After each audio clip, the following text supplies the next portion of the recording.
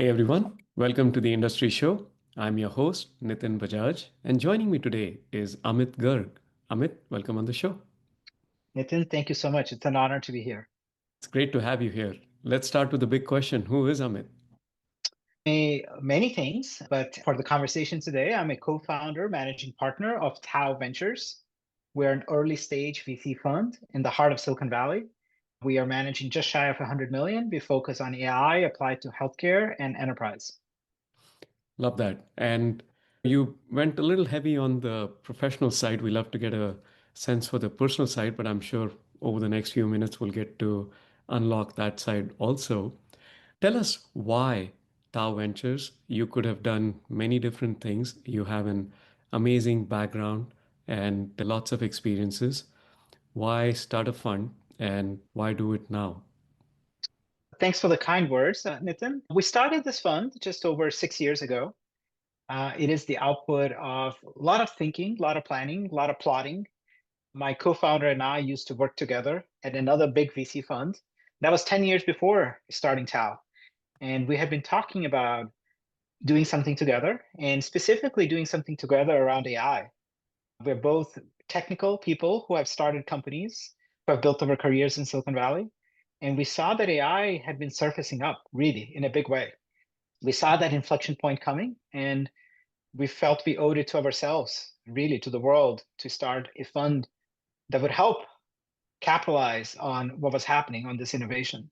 So when we started in 2019, I kid you not, we actually got the question, do you think this is a big enough thesis?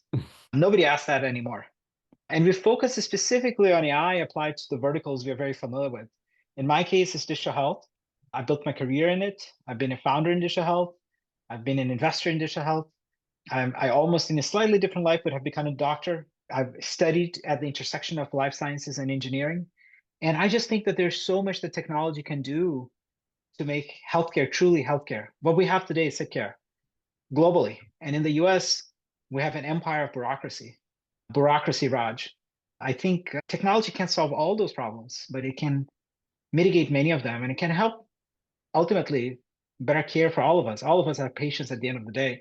So we started the fund with these goals that let's do good, let's do well, let's promote innovation that truly makes a difference.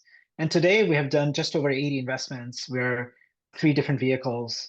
We've had a number of exits, and I can go on and on if you're interested about the metrics. But the point that I have is we're very passionate about how can we apply technology to do good and do well. That's the ultimate goal behind Tau Ventures. Great timing, great vision. And you started to touch upon the impact of what you've been able to accomplish in 6 relatively short years. So tell us a bit more about that in terms of, you mentioned the two verticals you specifically invest in. Give us a sense for what, through your fund, through the work you and your team have done, a sense of that impact you've created. Sure. So let me speak a quick word about the team. It has grown over time. So today, my co-founder Sanjay, he focuses more on enterprise. I focus more on digital health. Occasionally, we'll look at each other's expertises for various reasons. We also have three other colleagues now on board full time. We have two venture partners. These are people who are more senior to us, who are investors in the fund. That was not a requirement, but they help us actively with finding companies, helping companies, making investments, and so on. And then we have a really big community around us of investors, advisors, founders. So one impact that I have for you is we have done just over 80 investments. That's been a pace of just about one a month, actually a little bit more than one a Mhm. month. And we have had three different vehicles. A first fund, we call it Fund One, a second fund, which we call Fund Two. And in between those two, we had raised an opportunity fund. And not to get too technical here, but opportunity fund has slightly different goals than Fund One and Fund Two. That's why we have a different terminology. But one metric that I have is we've calculated the amount of market cap, quote unquote, generated by all these companies. And I'm excluding all the companies that have IPO'd. If you add them up, the number is humongous. But even just the private companies, we're talking about just about 5 billion in valuation, collective valuation. We're talking about over 2,000 jobs. We're talking about 13 exits right now, like companies of ours that have been sold. I dare say there's something here that we're doing that's moving the needle. Obviously, not moving the needle everywhere for everyone, but it's moving the needle for those companies that we work closely with. And we really believe that we should be stewards of the trust that society has put into us. So whenever we engage with a company, even if we end up not investing, we try to do something to be helpful to them. If we engage more and more, we do more and more to be helpful to them. And even when we don't invest, we welcome everyone to come and join our events where we get investors, partners, customers, corporates, everyone together. So I'm extending that invite to you, Nitin. I'm extending that invite to all of our listeners today. If you want to find out more, you can go on taoventures.com. There's a sign up there for our newsletter. Love that. You mentioned so many different things that are close to my heart. That's why we have this question about impact. You mentioned the one that is, I would say, maybe a leading metric for people in this community of investments and fundraising. 13 exits in 80 investments. That's phenomenal by any standard. So kudos to you and the team for doing what you do. But as I said, the real impact is in the jobs you've created, in the lives you're helping improve through healthcare, through enterprise. So many congratulations to you and the team to be able to do this in 6 very short years. So that's amazing. Thank you. Very kind. It's always a team sport. Yes. We are not, we of ourselves are a team, and we're working with many other teams. And I think that's the beauty of why we were able to come out of caves and have the Zoom call. As humans, we are good at collaborating. The more we collaborate with each other, 1 + 1 becomes 11. I so agree with that. Now, as you go through a myriad of these opportunities in two very broad, but especially challenging, especially bureaucratic domains and industries, I'm sure you face a lot of different challenges, you, the team, and the portfolio companies. Given your lens, if you had to call out the one big challenge, what would that be? One big challenge across all companies. Let me focus on digital health because that's what Mhm. I spend more of my time. And this is a challenge in healthcare overall. It's sales cycle. So you may have an incredible solution, but it's also interfacing with people's lives. So you need proof points. No payer or provider or pharma, the P's of healthcare, by the way, or patient wants an untested solution. The bar for getting it right has to be high. And I'm not talking even about regulatory approval. We don't invest by and large in regulated companies. 95% plus of our companies are software solutions that have no regulation. But still, you need to make sure that you're saving costs, or you're creating revenues, or you're creating efficiencies, or you're 10x better in some ways. Anybody who's buying your solution, your product, needs to see that. So the sales cycle typically is months, if not years. And some providers, aka hospitals and other people affiliated with the hospitals, they may sign up within even 1 to 2 months, more commonly 3 to 6 months. Payers, meaning insurances, they will typically sign up with you within 9 months, maybe 18 months even. Obviously, there's a huge variety. Some people who are very early adopters, middle adopters, late adopters. It's true in any industry you look at. But what I see in healthcare often, digital health specifically, is that it's hard to get started. It's hard to get the engine going. Once you get to the Series A and you start getting 1 to 2 million ARR, the road starts getting clear. And by the time you hit Series B, you're able to scale better. There's almost a defensibility, inherently built a defensibility, and inherently there's something to be said about inertia. So if I were to put a framework, it would be digital health, perhaps harder than get started than other verticals. But once you're actually there, once you go from 0 to 1, perhaps relatively speaking, easier to go from 1 to 100. That's a great piece of wisdom to share there from the learnings that you've had. Now, as you talk about the challenges and look into the future, what's the one big opportunity that you're most excited about? I want to tell you not one, but thousands of things I'm excited about. But I'm going to pick one just to be honorable with your question. And it's one that's perhaps boring to most of us because it's not the kind of stuff that makes it to the headlines. But I want less paperwork. I want us to fill less forms. I want the nurses and the doctors and the insurance people and everybody involved in care, in the back office, in the front office, and all of us to do less paperwork. Healthcare is today sick care with a lot of shuffling back and forth, back and forth. Let me put some numbers here. It's just over 18% of our GDP. It's almost twice the average of other developed countries. So it's not just that we are a big country, we're actually twice as inefficient as most other developed countries.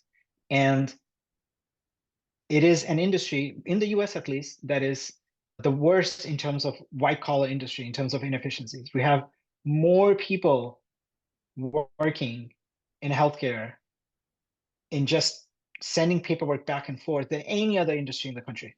Not even financial, banking, etc., is as inefficient. I worry even that we're more inefficient than Congress, which is saying something. Yeah, our healthcare costs are completely out of whack, and we actually have worse outcomes than other developed countries. As an example, Japan is on the other end of the spectrum. It's about 4 to 5% of the GDP, and they live longer and healthier than us.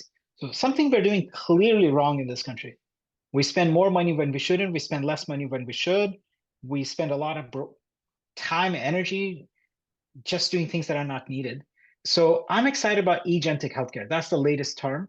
I used to call it the back end of healthcare, but I'm talking about prior auth. I'm talking about clinical authorizations. I'm talking about price transparency. I'm talking about benefits management. I'm talking about coding, CPT codes, home coding.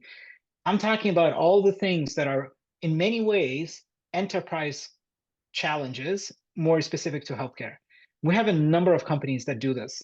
We have a company called Assort Health that had some great news literally last month. And people who want to learn more, you can Google it up. This is a company that helps you with call scheduling. Literally, that's a problem that should blow your mind why Mhm. it's such a big problem. On average in the US, it takes 34 minutes for you to set up an appointment with your physician.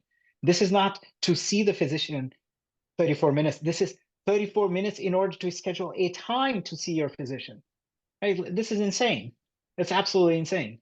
That's the problem that this company solves. And we have a number of others that solve problems like this.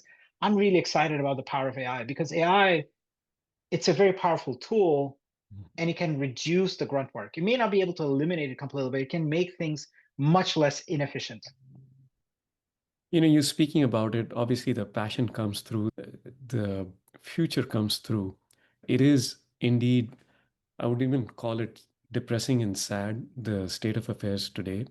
But I'm glad someone like you and the teams and the companies you have in your portfolio are looking at this, and I see the change coming through pretty soon. So thank you again for doing what you do.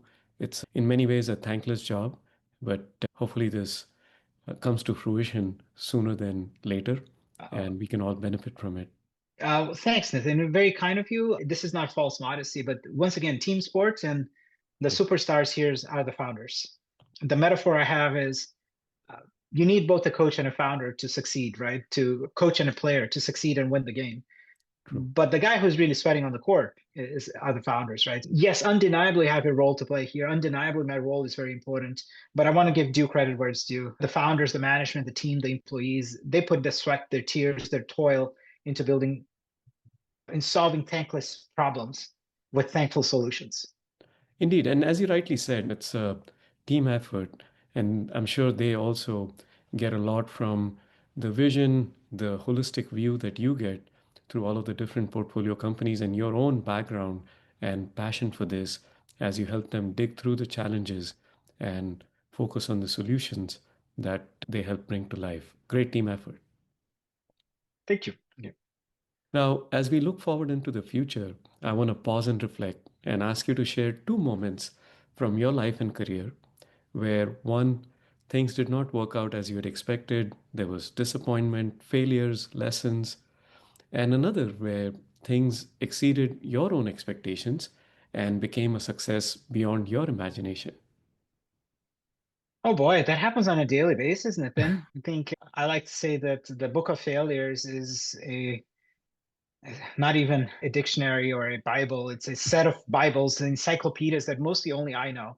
It makes for great reading, but it's mostly a reading that I know. The success is easy to talk about, right? It's what society often values. We've invested in I'll focus here on Tau Ventures specifically. We have invested in a number of companies that went through roller coasters. Mhm. And For some time, it looked that roller coaster would not continue, that it would plunge into an abyss. But yet, for many reasons, they pulled it off. I'll talk about one example here that's been a long time ago, but folks here might remember this little thing called COVID. When COVID happened, one of our companies basically had a term sheet, but it got pulled under them. A lot of uncertainty. It's not common, but it happens. And they ran out of money. And I'm sure I can talk about this publicly now because it's been 5 years, but the company is called Toshint, and the founders are James Sietzra and Denise Corral. These guys are steam engines. When the roller coaster was plunging into the abyss, they figured out a way. They convinced everybody in the team to stay. 21 people. I think one person ended up leaving for personal reasons, but 21 people worked almost for 6 months for no cash, no pay, continued day in and day out trying to get it right. And they were building monoclonal antibodies, so helping with cancer, helping with COVID, very meaningful stuff. We saw their commitment. We didn't have that much money at that point in time, especially. But what we did is we found others who did within our network of our own investors and co-investors. And so we brought in an injection of capital. We saw what they were doing and we thought this is a team that deserves support. And they pulled it off. That injection of capital allowed them to re-stabilize. A year later, they managed to find a great buyer. A month later, the buyer went IPO. And what was looking like it was going to be a doom spiral ended up being a success. And success can be defined in many ways. Success can be defined economically, success can be defined by taking an innovation to market. So, in my view, definitely a success. And once again, mostly kudos here to James, Denise, and the team. So, that's the save that you were talking about.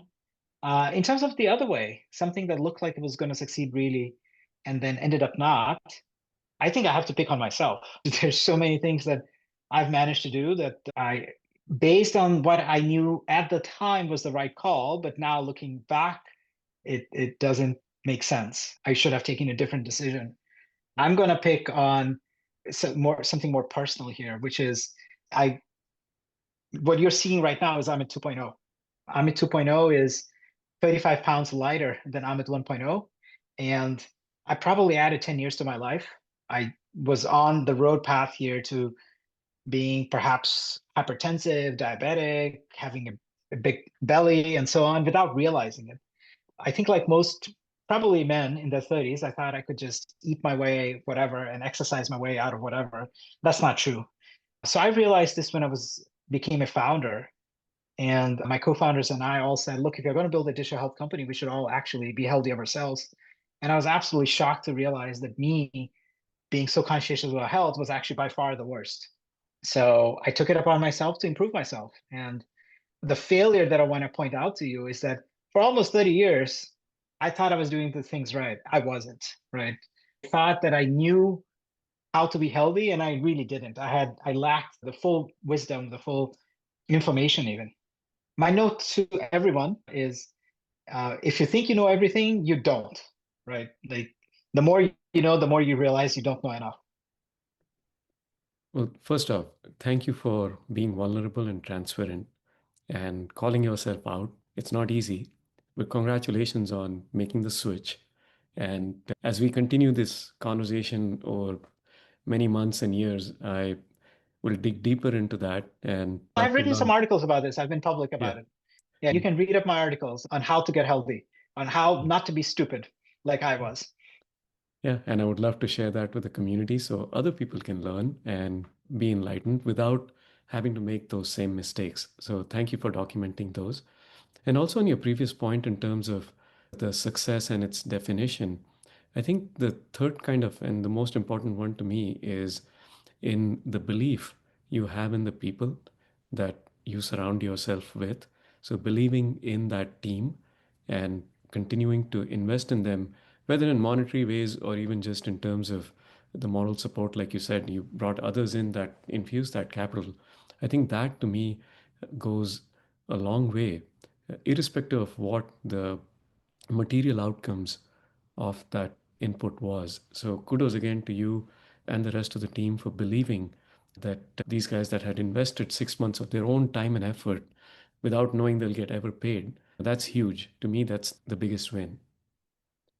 Thanks, Nitin. And I think you said it better than I could. At the end of the day, it's people believing in people working with people. right? You can do all kinds of analysis, and you should, to be able to justify a decision, to be able to understand the risks, quantify the risks. But at the end of the day, all human endeavors are people working with people. True. Now, as we get somewhat philosophical about this, I would love to change gears and ask, what do you do for fun?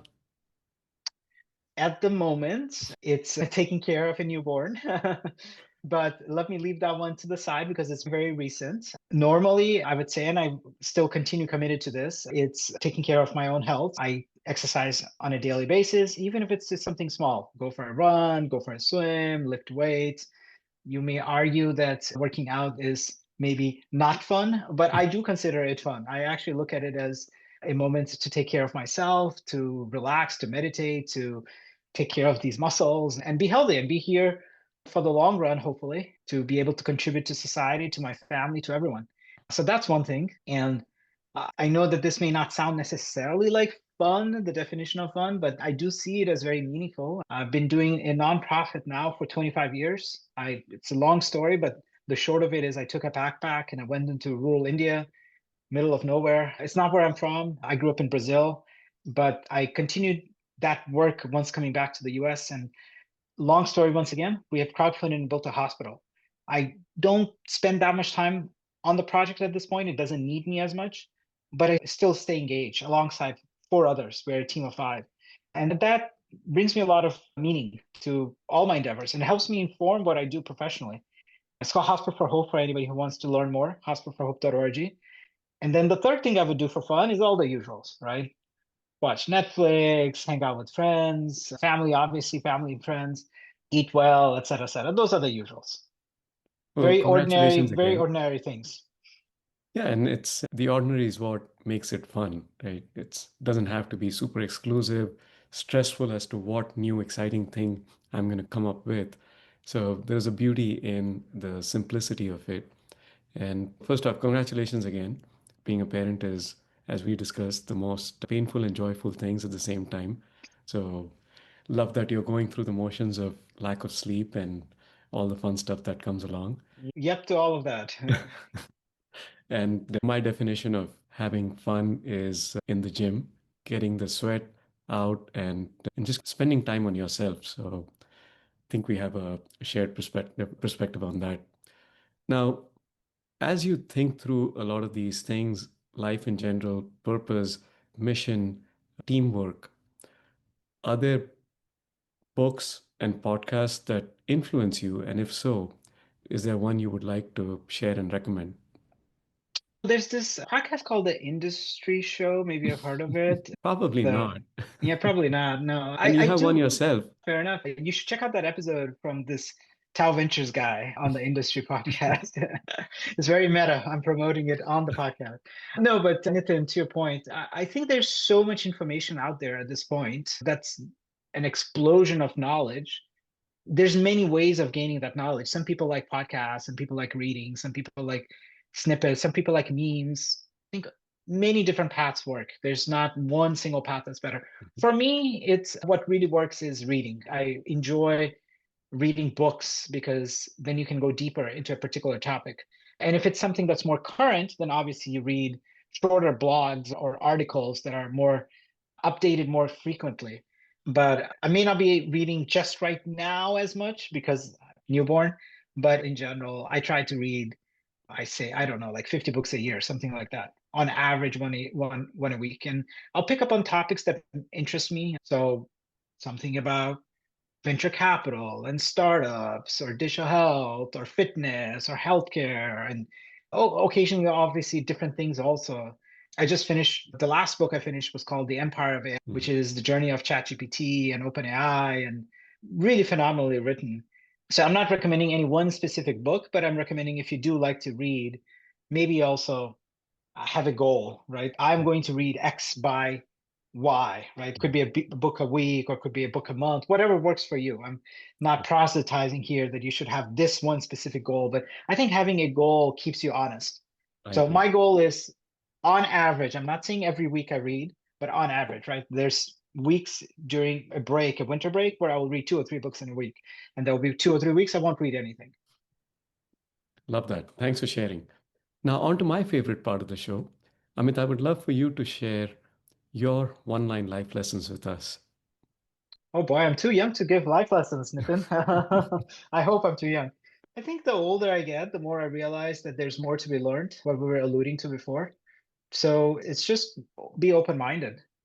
I think I'm pretty good at what I do. I've been told by many people of what I do I'm pretty good at, but there's always scope for improvement. And venture capital specifically is one of those areas where it's always about unlearning and learning. I'm inherently discovering new things and discovering new ways. What I think is true today may not be true tomorrow. The assumptions change. What I think is a truth today may be partially true tomorrow, may be completely false tomorrow. So being open-minded to frame and reframe, I think that's pretty critical. And in the decisions we may make a decision today one way, but that decision may be different tomorrow because circumstances will change. I'm not sure if I'm saying anything that hasn't been said before, but I'm saying be a lifelong learner, right? Love that. Amit, thank you again for making time to share your journey, your story, and your life lessons. Congratulations again on parenthood and also the many successes that are coming along with the investments, with the team. And would love to bring you back on and talk about more of these stories. It'll be an honor. Thank you for having me, Nitin.